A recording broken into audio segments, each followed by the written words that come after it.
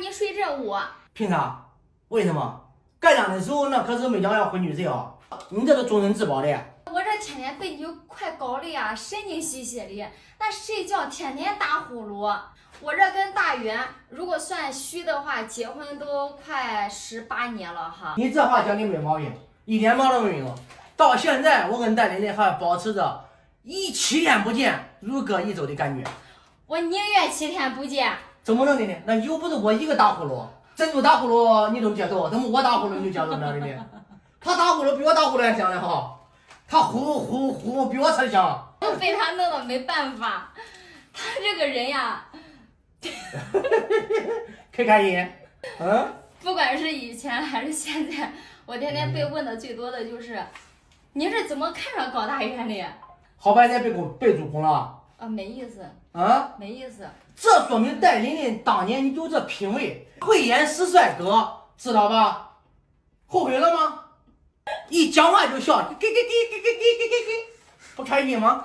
你没有我，你就失去了很多快乐，知道吧？心里不要一点说都没有。虽然我的外表长得有点对不起你，但是我的内心。晚上你在这睡？凭啥？你打呼噜。那狗打呼噜，狗搁哪睡？狗是在地下睡的。那我睡的呀，是吧？我讲的没毛病吧？你妈是不是嫌弃我？狗打呼噜它不吱，我打呼噜它那么大排斥。我没有，我没有拿你跟珍珠比，对不对，小宝？我讲的有没有道理？有点吓人。看小宝都讲有点吓人。我讲你心里不要没有红太阳。你不要拉帮结派。小宝，我没有拉帮结派，但是你要知道你一点，你信什么？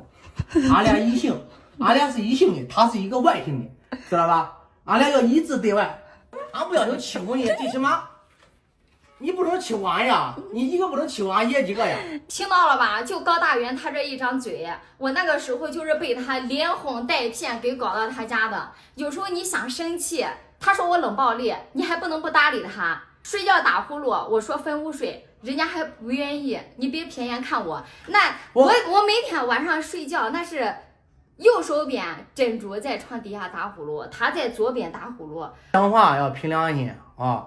戴琳琳相亲是俺们中间有老红人啊，有媒婆介绍的哈。当时到的俺家去相的我，不是我到他家去相的他哈。那戴琳琳是我讲的是不是对的？当时盖公章的时候可没有人要俺俩混床睡。如果你不相信，我就让带你去找俺老丈母娘，俺老丈母娘同不同意俺俩混床睡？有质量问题，我们去找生产厂家。生产厂家有3包服务。虽然我是拖拉机的外表，但是我有没有一颗花拉力的心脏？啊！